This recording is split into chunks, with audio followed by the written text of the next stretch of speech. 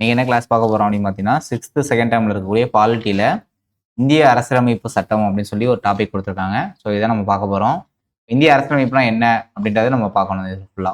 சரியா? சரி வாங்க பார்ப்போம். இதுல என்ன அப்படின்னா, நம்ம எக்ஸாம் பாயிண்ட் ஆஃப் வியூல மட்டுமே பார்த்தா போதும். எல்லாமே நம்ம பார்க்கணும் அப்படின்ற அவசியம் இருக்காது. சரியா? முதல்ல வந்து பார்த்தோம் அப்படின்னா, முதல்ல என்ன குடுத்துருக்காங்கன்னா, இங்க நமது அரசியலமைப்பு சட்டம் 1950 ஜனவரி 26ஆம் நாள் நடைமுறைக்கு வந்தது. ஸோ இது கேட்பாங்க. ஜனவரி 26, 1950லாம் நம்ம அரசியலமைப்பு சட்டம் நடைமுறைக்கு வந்தது. இதுதான் நம்ம என்ன அப்படின்னா குடியரசு தினமா கொண்டாடுறோம். அப்ப இந்த நாள்ல நம்ம ஏன் குடியரசு தினமா கொண்டாடணும்? அப்ப வரலாற்று ரீதியா ஏதாச்சும் ஒரு காரணம் இருக்கணும்ல. ஸோ அந்த காரணத்த தான் நம்ம பார்க்குறோம். என்ன அப்படின்னா 1929ல லாகூர்ல ஒரு காங்கிரஸ் மாநாடு நடந்திருக்கு. சரியா? 1929 லாகூர்ல ஒரு காங்கிரஸ் மாநாடு நடந்திருக்கு. அந்த இந்த மாநாட்டுல முழு சுயராஜ்யத்தை அடைவது அப்படின்ற முழக்கம் வந்து வலுப்பெற்றது. அதாவது பூர்ண சுயராஜ்யம் வந்து கேட்டிருப்பாங்க. அதன்படி 1930 ஜனவரி 26ல முழு சுதந்திர நாளாக கொண்டாடப்பட்டது. 1930 ஜனவரி 26 சுதந்திர நாளா கொண்டாடினதுனால தான் நம்ம 1950 ஜனவரி 26 நம்ம என்ன பண்றோம் அப்படின்னா குடியரசு நாளா அங்கீகரிச்சிருக்கோம். ஸோ இதுதான் வந்து பார்த்தீங்கன்னா குடியரசு தினமா மாறி இருக்கதா சொல்றாங்க. ரைட்டா? அப்புறம் அரசியலமைப்பு சட்டம் அப்படின்னா என்ன அப்படின்றத பார்ப்போம். சரியா? இப்ப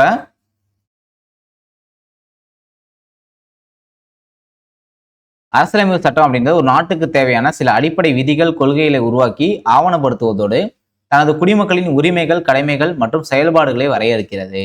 அரசியலமைப்பு சட்டம் என்னன்னு பார்த்தீங்கன்னா, ஒரு நாட்டுல இருக்கக்கூடிய மக்கள் என்ன பண்ணணும்? அவங்களோட உரிமைகள் என்ன? அவங்களோட கடமைகள் என்ன? அவங்களோட செயல்பாடுகள் என்ன?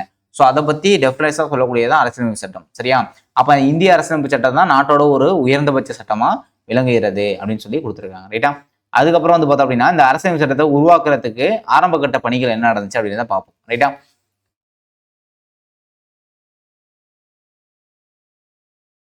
இந்த அரசியலமைப்பு சட்டத்தை உருவாக்கக்கூடிய நோக்கத்துல மொத்தம் இந்தியாவோட பல்வேறு பகுதிகளிலிருந்து 389 உறுப்பினர்கள் வந்து வந்திருக்காங்க இந்த அரசியலமைப்பு சட்டத்தை உருவாக்குறதுக்கு.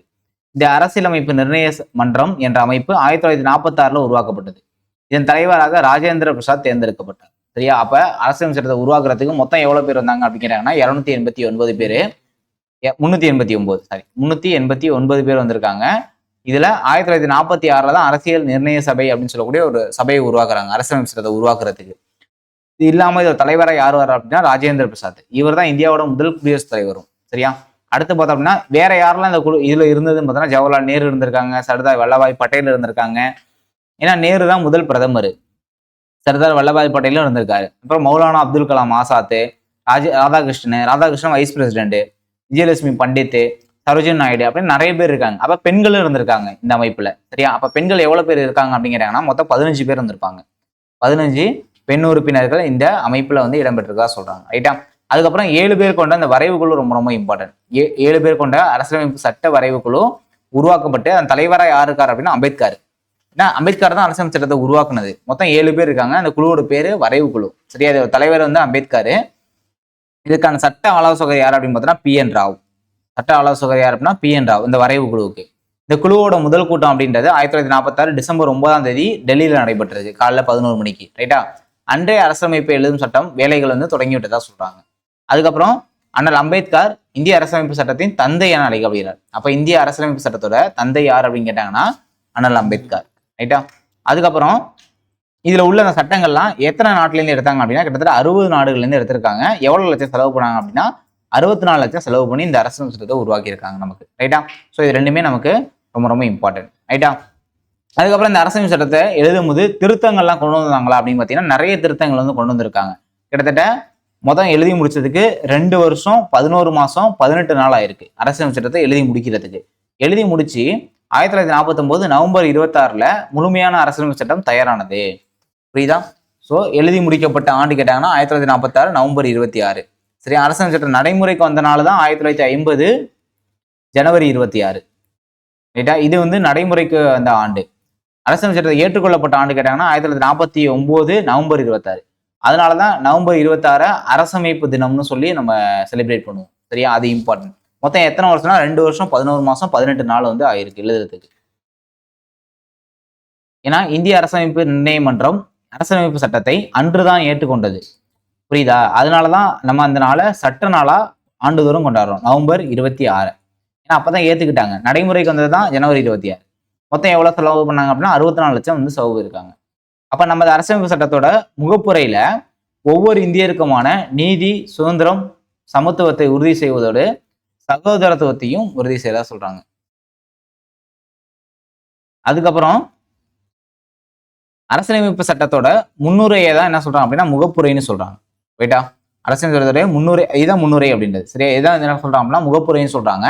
அது இந்தியாவை என்ன சொல்லுது அப்படின்னா இறையாண்மை மிக்க சமதர்ம சமய சார்பற்ற மக்களாட்சி குடியரசு. இந்த ஆர்டர் அப்படியே கேட்பாங்க, இந்த 5 வார்த்தையும். இறையாண்மை மிக்க சமதர்ம சமய சார்பற்ற மக்களாட்சி குடியரசு, இந்த ஆர்டர்ல தான் எழுதணும். சரியா? ஸோ இந்த ஆர்டர் அப்படியே நமக்கு எக்ஸாம்ல கேட்பாங்க. அப்புறம் இறையாண்மைனா என்ன அப்படின்னு பார்த்தீங்கன்னா, அரசியலமைப்பு சட்டம் இந்திய மக்களுக்கு முழு அதிகாரத்தை வழங்கியிருக்கு. அதாவது நாடாளுமன்றம், சட்டமன்றத்துக்கெல்லாம் மக்களால் தேர்ந்தெடுக்கப்படுறாரு உறுப்பினர்கள். அப்ப அவரோட நிறைவேற்ற அதிகாரம் வந்து மக்களோட கையில இருக்கு. அப்போ ஒரு நாட்டோட உச்சநிலை அதிகாரத்தை இறையாண்மைன்னு சொல்றோம். ரைட்டா? இப்போ மதச்சார்பின்மை அப்படின்னா மக்கள் தங்கள் விருப்பப்படி வெவ்வேறு இறை மத நம்பிக்கைகளை கொண்டவர்களாக இருக்க அனுமதிக்கும் சட்டம். அவர்களுக்கு ஒரே விதமான பாகுபாடற்ற உரிமைகளை வழங்குகிறது. அப்ப அரசிற்கான மதம் என்று ஒன்று கிடையாது. அப்ப இந்தியாவில் நீங்க இருந்தீங்கன்னா எந்த மதத்தை வேணா ஃபாலோ பண்ணலான்றாங்க. அதனாலதான் மதச்சார்பற்ற நாடு இந்தியா அப்படின்றது. ரைட்டா? ஏன்னா எல்லா மதத்தையும் பார்த்தீங்கன்னா ஒரே தளத்துல வச்சுதான் இந்தியா வந்து பார்க்கும். சரியா? இந்திய அரசு நாடாளுமன்றத்தின் வழியே தான் ஆளப்படுகிறது. சரியா? அப்ப இந்திய அரசியல் சட்டமானது மாநில மற்றும் ஒன்றிய அரசுகள் சட்டமன்ற ஆட்சி முறையை பின்பற்றி ஆட்சி செய்ய வழிவகை செய்துள்ளது. அப்ப நாடாளுமன்ற உறுப்பினர் தான் நாடாளுமன்ற உறுப்பினர் சொல்லுவோம், சட்டமன்ற உறுப்பினர் சட்டமன்ற உறுப்பினர்னு சொல்லுவோம். ரைட்டா? இப்ப நாடாளுமன்றத்துல அதிக உறுப்பினர்களை கொண்ட கட்சி தான் வந்து ஆட்சி அமைக்கும். அதுக்கப்புறம் பார்த்தோன்னா அடிப்படை உரிமை, ஒவ்வொரு குடிமகனுக்கும் உரிமைகள் கொடுப்போம். அதான் வந்து பார்த்தோன்னா அடிப்படை உரிமைகள் சொல்றோம். அடிப்படை உரிமைகள் மொத்தம் பார்த்தோன்னா 7 இருந்திருக்கும். அதுல 1 மட்டும் சொத்துரிமையை மட்டும் நீக்கியிருப்பாங்க. நீக்கிட்டு இப்போ வந்து 6 தான் இருக்கு. சரியா? என்ன அந்த 6னா சம உரிமை, சுதந்திரமாக செயல்படும் உரிமை, சுரண்டலுக்கு எதிரான உரிமை, சுதந்திர உரிமை, கல்வி மற்றும் கலாச்சார உரிமை. புரியுதா? அப்ப அடிப்படை உரிமைகள் மொத்தம் 6 தான் இருக்கும். 6 தானே இருக்கீங்க. சம உரிமை, சுதந்திரமாக செயல்படும் உரிமை, சுரண்டலுக்கு எதிரான உரிமை, சுதந்திர சமய சுதந்திர உரிமை, கலாச்சாரம் மற்றும் கல்வி பெறும் உரிமை, சட்டத்தின் பெறும் தீர்வு பெறும் உரிமை. சட்டத்தீர்வு பெறும் உரிமை. ரைட்டா? அதான் சட்டத்தீர்வு பெறும் உரிமை. ஆனா 6 இது வந்து இருக்கதான் சொல்றாங்க. ரைட்டா? அதுக்கப்புறம் வேற என்ன அப்படின்னு பார்த்தோன்னா, அரசுகள் சட்டம் இயற்றும் போதும் ஆட்சி செய்யும் போதும் கவனத்தில் கொள்ள வேண்டிய சில வழிகாட்டல்களை அரசியலமைப்பு சட்டம் வழங்கி இருக்கு. ரைட்டா? இவை கட்டாயமாக நடைமுறைப்படுத்த வேண்டியதில்லை அல்ல என்றாலும் கவனத்தில் கொள்ளப்பட வேண்டியவை. அதான் அரசு வழிகாட்டு நெறிமுறைன்னு ஒரு கான்செப்ட் இருக்கு, அதை சொல்றாங்க இங்க. அப்புறம் வயது வந்தோர் வாக்குரிமைன்னா என்னன்னா 18 வயது பூர்த்தியான இந்திய குடிமகன் ஒவ்வொருவரும் வாக்களிக்கும் உரிமையை பெறுகிறார்கள். இப்போ 18 வயசு உனக்கு பூர்த்தி ஆயிடுச்சு அப்படின்னா நீ ஓட்டு போடலாம் அப்படின்னு சொல்றாங்க. இந்த ஓட்டு போடுறதுக்கு சாதி, மதம், பாலினம், பொருளாதார அடுக்கு உட்பட எதுவும் தடையா இருக்க முடியாது. 18 வயசு ஆயிடுச்சுன்னா நீங்க யார் வேணா ஓட்டு போடலாம், எந்த ஜாதியினர் வேணா ஓட்டு போடலாம்னு சொல்றாங்க. அதுதான் வயது வந்தோர் வாக்குரிமை. அடுத்து வந்து பார்த்தோம் அப்படின்னா உரிமைகள் இருக்கிற மாதிரி ஒவ்வொரு குடிமகனுக்கும் சில கடமைகளும் இருக்கு. அப்படி என்ன கடமை அப்படின்னு பார்த்தோம்னா தேசிய கொடியையும் தேசிய கீதத்தையும் மதிக்கணும், எல்லா குடிமக்களும் அரசியல் சட்டத்தை மதிச்சு நடக்கணும், சுதந்திரத்துக்கு போராடின நம்ம தலைவர்களை பின்பற்றி நடக்கணும், நாட்டை பாதுகாக்கணும், நாட்டுக்கு தேவைப்படும் போது சேவை செய்ய தயாரா இருக்கணும், சாதி மத மொழியின எல்லை கடந்த அனைவரும் சகோதர மனப்பான்மையுடன் இருப்பது, நமது பழம்பெரும் மிக்க பாரம்பரியத்தை காப்பது, காடுகள், நதிகள், ஏரிகள் உள்ளிட்ட இயற்கைகளையும் வனவிலங்குகளையும் பாதுகாக்கிறது. அப்புறம் அறிவியல், மனிதாபிமானம், சீர்திருத்த உணர்வுகளை வளர்ப்பது, வன்முறையை தவிர்த்து அரசு சொத்துக்களை பாதுகாப்பது, குழந்தைகள் பெற்றோரோ அல்லது பாதுகாவலரோ நமது குழந்தைகளுக்கு கல்வி வாய்ப்புகளை 6 முதல் 14 வயதுக்குள் தருவது, இது எல்லாமே நம்மளோட கடமையா இருக்கு அப்படின்னு சொல்றாங்க. ரைட்டா? ஸோ அதுக்கப்புறம் பார்த்தோன்னா அரசியலமைப்பு சட்ட வரைவுக்குள்ள மொத்தம் 7 பேர் இருந்தாங்க சொன்னோமா, அதுக்கு தலைவர் அம்பேத்கர்னு சொன்னோமா. இப்போ பேலன்ஸ் யாரெல்லாம் இருக்காங்கன்னா N Gopalaswami, K M Munshi, Syed Mohammed Saadulla, M Madhavarao, T Krishnamachari, Alladi Krishnaswami. அப்போ இவங்க எல்லாமே இருக்கதா சொல்றாங்க. இந்த குழுவோட தலைவர் யார் அப்படின்னா டாக்டர் அம்பேத்கர் தான் தலைவர். ஏன்னா அரசியல் சட்டத்தை உருவாக்கிய முதன்மையான சிற்பியே அவர் தான். சரி, அதனாலதான் அரசியல் சட்டத்தின் தந்தைன்னு சொல்றோம் அவர். அப்புறம் நமது அரசியல் சட்டம் உருவான போது கிட்டத்தட்ட 395 உறுப்புகள் தான் இருக்கு. இப்ப 465க்கு மேல இருக்கு. சரியா? உறுப்புகள், அது விதிகள் 395 தான் எழுதும்போது. இப்ப 460க்கு மேல இருக்குதா சொல்றாங்க. அப்புறம் மொத்தம் 22 பகுதி இருக்கு. இப்போ வந்து 25க்கு மேல இருக்கு பார்ட்ஸ். பகுதி வந்து முதல்ல 22 தான் இருந்துச்சு, இப்ப 25 இருக்கு. அப்புறம் 8 அட்டவணை எழுதும்போது இருந்துச்சு, இப்ப வந்து 12 அட்டவணை இருக்கு. புரியுதா? ஸோ அதுக்கப்புறம் வந்து பார்த்தோம் அப்படின்னா இந்திய அரசியல் சட்டம் 2021 வரை 105 முறை திருத்தப்பட்டுள்ளது. ரைட்டா? 30/10/2021 வரை 105 முறை திருத்தப்பட்டுள்ளதுன்னு சொல்லியிருக்காங்க. அதுக்கப்புறம் இந்திய அரசியலமைப்பு சட்டத்துல உண்மை பிரதிகள் இந்தி மற்றும் ஆங்கிலத்துல இருக்கு. நாடாளுமன்ற நூலகத்துல ஈலியம் வாயில் நிரப்பப்பட்ட பேழையில் வைத்து பாதுகாக்கப்பட்டு வருகிறது. ஏன்னா இதுக்கு எதுவும் ஆயிடக்கூடாதுல்ல. ஸோ அதனால வந்து பார்த்தோம் அப்படின்னா ஹீலியம் வாயில் நிரப்பப்பட்ட பேழையில வச்சு பாதுகாக்கிறாங்க. இந்திய அரசியலமைப்பு சட்டத்தை உண்மை பிரதிகள் 2 லாங்குவேஜ் தான் இருக்கு. ஒன்று ஹிந்தியில, இன்னொன்று வந்து ஆங்கிலத்துல இருந்து இருக்கிறதா சொல்றாங்க. ரைட்டா? ஸோ அதுக்கப்புறம் பார்த்தோன்னா மக்களாட்சி அப்படின்னா மக்களுக்காக நடத்தப்படும் ஆட்சி மக்களாட்சி. இது சொன்னது யார் அப்படின்னா ஆபிரகாம் லிங்கன் சொல்லியிருப்பாரு மக்களாட்சிக்கு எக்ஸாம்பிள். அப்புறம் வரைவு குழுனா அரசியலமைப்பு சட்ட வரைவை உருவாக்க அமைக்கப்பட்ட குழு. வரைவுக்குள்ள மொத்தம் 7 பேர் இருப்பாங்க. இதுக்கு அம்பேத்கர் தான் தலைவர். முகப்புரை அப்படின்னா இந்திய அரசியலமைப்பு சட்டத்துக்கான ஒரு அறிமுகம். மத சார்பின்மைனா அனைத்து மதங்களை சார்ந்தவர்களையும் சமமா நடத்தணும். அதுதான் மத சார்பின்மைன்னு சொல்லக்கூடியது. அடுத்து சமத்துவம். சமத்துவம்னா அனைத்து மக்களுக்கும் சமத்துவ பொருளாதார நிலை, சமத்துவ வாய்ப்பு அளிக்கிறது. எல்லாத்துக்கும் ஈக்குவல் ரைட்ஸ் கொடுக்கணும். அதான் சமத்துவம் சொல்றது. இறையாண்மை அப்படின்னா அரசியலமைப்பு சட்டம் இந்திய மக்களுக்கு வழங்கப்பட்டுள்ள ஒரு முழு அதிகாரம். ஏன்னா சட்டமன்ற உறுப்பினருக்கும் நாடாளுமன்ற உறுப்பினருக்கும் மக்களால் தேர்ந்தெடுக்கப்படுறாங்க. அப்ப அப்படி சொல்லக்கூடிய அந்த உயர்ந்தபட்ச அதிகாரமே மக்களோட கையில இருக்கு. அதுதான் இறையாண்மை அப்படின்றது. அதாவது ஒரு நாட்டோட உயர்ந்த அதிகாரம் மக்களோட கையில இருக்குது. ஜனவரி 26 அப்படின்றது குடியரசு தினமாக கொண்டாடப்பட்டு வருகிறது. இந்திய அரசியலமைப்பு சட்டம் அடிப்படை கருத்துக்களையும் கொள்கைகளையும் சட்டத்தையும் கொண்டுள்ளது. இந்திய அரசியலமைப்பு சட்டத்தின் தந்தை யார் அப்படின்னா B.R. அம்பேத்கர்.